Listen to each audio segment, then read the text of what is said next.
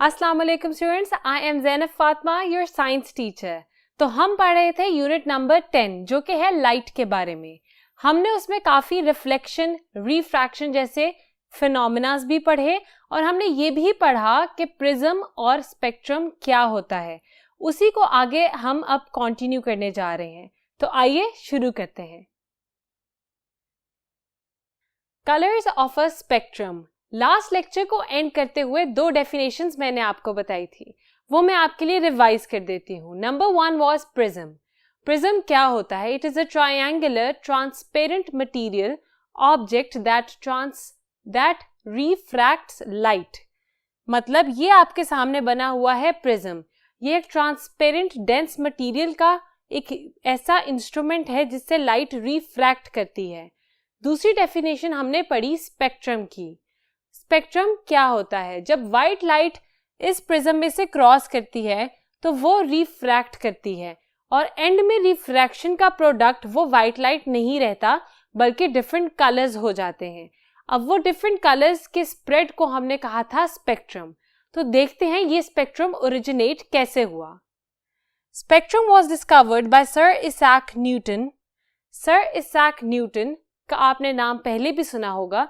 इन्होंने डिस्कवर किया था स्पेक्ट्रम को। He initially observed the presence of 7 colors. उन्होंने इनिशियली ऑब्जर्व किए सिर्फ 7 कलर्स। ये 7 कलर्स कौन कौन से हैं? आइए मैं बोर्ड पे लिखती हूँ। Number 1 is red, number 2 is orange, number 3 is yellow, Number 4 is green.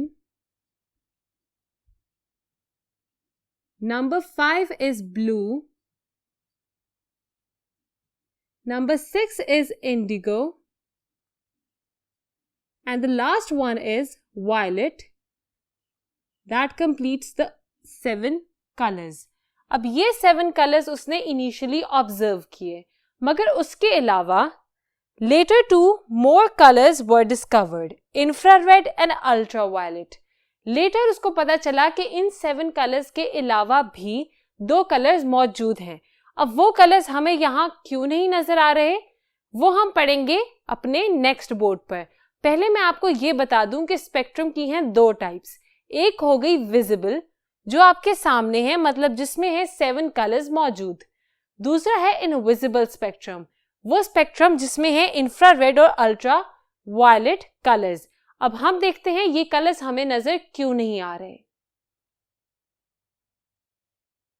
Dispersion, हमारी इस बात की वजह है डिस्पर्शन, जो कि प्रोसेस है एक और लाइट का। मैं इसकी डेफिनेशन आपके लिए रीड करती हूँ। Different wavelengths of light are refracted at different angles. पहली बात क्या हो गई कि डिफरेंट वेवलेंथ की लाइट डिफरेंट एंगल पे रिफ्रैक्ट करेगी। हमने रिफ्रैक्शन में ये तो पढ़ा था कि लाइट जब एक मीडियम से दूसरे मीडियम में जाती है तो स्पीड चेंज हो जाती है और स्पीड चेंज होने की वजह से उसका एंगल डेविएट मतलब बेंड कर जाता है। इसको हमने कहा रिफ्रैक्शन। अब ये कह रहे हैं कि डिफरेंट वेवलेंथ की लाइट डिफरेंट एंगल पे रिफ्रैक्ट करेगी। Different colours of light have different wavelengths. Her colour की डिफरेंट वेवलेंथ होती है। अगर हमारी लाइट का कलर येलो है तो उसकी वेवलेंथ डिफरेंट होगी। अगर हमारी लाइट का कलर व्हाइट है तो उसकी वेवलेंथ डिफरेंट होगी। इसी तरह जो हमने 7 कलर्स पढ़े उन सब कलर्स की वेवलेंथ होगी डिफरेंट। अब मैंने बार बार एक वर्ड बोला वेवलेंथ। ये वेवलेंथ आप लोगों के लिए एक नया कॉन्सेप्ट है। मैं आपको बताती हूँ वेवलेंथ कहते किसको हैं। अब एक लाइट एक वेव के फॉर्म में ट्रैवल करेगी। अब इस वेव को ऊपर से नीचे आते हुए एक वेव कंप्लीट होगी। मतलब दिस इज, यहां इसको भी नीचे ले आए तो इस पॉइंट से इस पॉइंट तक होगी हमारी फर्स्ट वेव। सेकेंड वेव होगी from this point two this point. अब पहली वेव और दूसरी वेव के बीच का जो डिस्टेंस है उसको कहते हैं वेव लेंथ। ठीक है, इसको हम मेजर करेंगे from the peak of one wave to the peak of second wave. जो डिस्टेंस होता है उसको कहते हैं वेव लेंथ, और वेव लेंथ को हम रिप्रेजेंट करते हैं इस सिंबल से। तो the distance between one wave and the other wave is called wavelength, which is represented by this symbol. अब हम देखते हैं कि रेड लाइट की क्या वेवलेंथ है। रेड लाइट का distance from one wave to another wave होगा 0.0007 मिलीमीटर। रेड लाइट वही लाइट है जो हमारे स्पेक्ट्रम में सबसे ऊपर थी। लास्ट में थी हमारे पास वायलेट लाइट, उसकी क्या वेवलेंथ है? 0.004 मिलीमीटर। मतलब एक वेव से दूसरी वेव तक का जो डिस्टेंस है वो है 0.004 मिलीमीटर। अब ये हमारा विजिबल स्पेक्ट्रम था। क्या वजह है कि बाकी दो वेव्स हमें नजर नहीं आती? उसकी वजह ये है कि ह्यूमन आई सिर्फ एक स्पेसिफिक वेवलेंथ को देख सकती है। वो वेवलेंथ रेड से शुरू होकर वायलेट कलर पर खत्म हो जाती है। जो इंफ्रारेड रेज होती हैं उसकी वेवलेंथ होती है रेड कलर से ज्यादा, इसलिए वो हमें नजर नहीं आएगी। और जो होती है अल्ट्रा वायलेट रेज, उनकी वेवलेंथ होती है वायलेट कलर से कम, मतलब वो भी हमें नजर नहीं आ सकती। यही वजह है उसको कहते हैं इनविजिबल स्पेक्ट्रम, क्योंकि वो मौजूद हैं मगर हमें नजर नहीं आएंगी। अब देखते हैं कि ये स्पेक्ट्रम जो हमने एक लैब में प्रिज्म के थ्रू बनाया वो नेचुरली हमारी सराउंडिंग्स में कहाँ मौजूद है। Rainbow is an example of naturally occurring spectrum. अब हम देखते हैं कैसे। स्पेक्ट्रम बनाने के लिए, मतलब कलर्स का एक स्प्रेड बनाने के लिए हमें जरूरत पड़ती है प्रिज्म की, मगर यहाँ तो प्रिज्म है नहीं। प्रिज्म की डेफिनेशन में हमने पढ़ा कि वो एक ट्रांसपेरेंट मटेरियल होता है जिसकी सिंगल लेयर नहीं होती, ज्यादा लेयर्स होती हैं। तो यहाँ पे भी हमारे पास ऐसी कोई चीज है।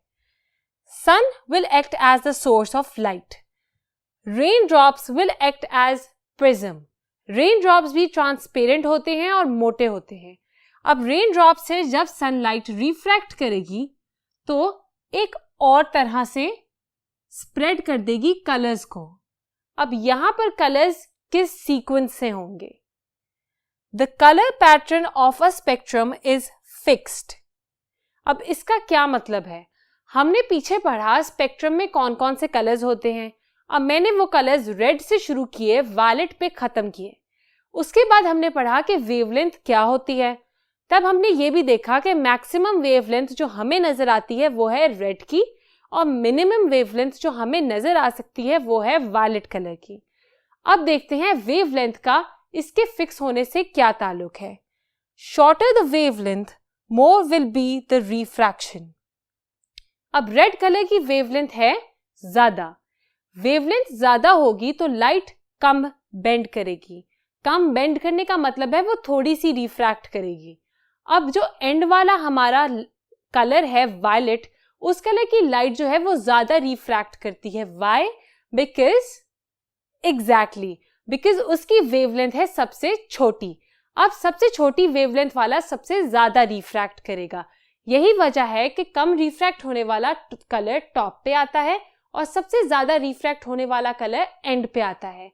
और ये कलर पैटर्न फिक्स है। आप मेरे साथ एक और दफा रिवाइज करें। टॉप पे आता है रेड कलर, उसके बाद आता है ऑरेंज कलर, फिर आता है yellow colour, then we have green, then comes blue, and sixth is indigo, and the last one is violet. ये कलर स्पेक्ट्रम का फिक्स है, चाहे हम लैब में प्रिज्म के थ्रू ये स्पेक्ट्रम बनाएं या फिर नेचुरली मौजूद अपने रेनबो को देख लें। अब लास्ट में एक क्वेश्चन बाकी रहता है, तो आइए उसको भी हल कर लेते हैं। Why is the sky blue? अब हम देखते हैं कि रिफ्रैक्शन तो सब लाइट्स की हो रही है, तो फिर आसमान ब्लू ही क्यों है? उसकी वजह अभी मैंने आपको बताई कि जितनी छोटी वेवलेंथ होती है उतना ज्यादा लाइट रिफ्रैक्ट करती है, मतलब स्कैटर हो जाती है या फिर बेंड करती है। अब यहाँ पर sun acts as the source of light. Naturally अगर हमने आसमान की बात करनी है तो वहां पर हमारे पास लाइट की सोर्स है सन। सन हमें लाइट देगा। अब हमारे पास प्रिज्म भी मौजूद नहीं और लगातार रेन ड्रॉप्स भी मौजूद नहीं, तो यहाँ पर प्रिज्म की जगह क्या चीज रिफ्रैक्ट करेगी? The gases that are naturally present in our environment, the clouds जो कि नेचुरली प्रेजेंट होते हैं mostly, and the particles act as prism. छोटे छोटे पार्टिकल्स भी जो हमारी इन्वायरमेंट में, हमारे आसमान में मौजूद हैं, एटमॉस्फेयर में मौजूद हैं, वो भी प्रिज्म की तरह एक्ट करेंगे, मतलब वो आने वाली लाइट को रिफ्रैक्ट करेंगे। अब उनके पास भी वही लाइट आ रही है जिससे रेनबो बनता है।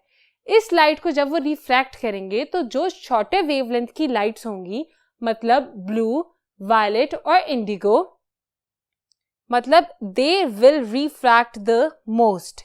ब्लू, इंडिगो एंड वायलेट 3 ऐसे कलर्स हैं जिनकी वेवलेंथ हमारे पास छोटी है। ये सब कलर्स हमारे पास ज्यादा रिफ्रैक्शन कॉज करेंगे, मतलब लाइट को उतना स्कैटर कर देंगे। इसके बरअक्स जो रेड, ऑरेंज, येलो कलर्स हैं वो भी हमें कभी कभी नजर आते हैं अपने आसमान पे, मगर ज्यादातर इसीलिए नहीं नजर आते क्योंकि उनकी रिफ्रैक्शन ही बहुत कम होती है। तो now we know that why is our sky blue. It is because blue, indigo and violet have the shorter wavelengths, and we have discussed that they will refract the most because they have shorter wavelengths. Shorter the wavelength, more will be the refraction of light. मतलब scattering of light होगी ज़्यादा with shorter wavelength. अब हमने ये भी पढ़ लिया कि naturally occurring हमारी environment में colors किस तरह से हमें नजर आते हैं, इनकी रिफ्रैक्शन कैसे होती है और किस कलर की ज्यादा किस कलर की कम होती है। नेक्स्ट लेक्चर में हम पढ़ेंगे डिफरेंट कलर्स की रिफ्लेक्शन भी, एब्जॉर्प्शन भी। तो आपने लाजमी ये लेक्चर देख के सेकेंड लेक्चर की तरफ जाना है। आज के लिए इतना ही। अल्लाह हाफिज।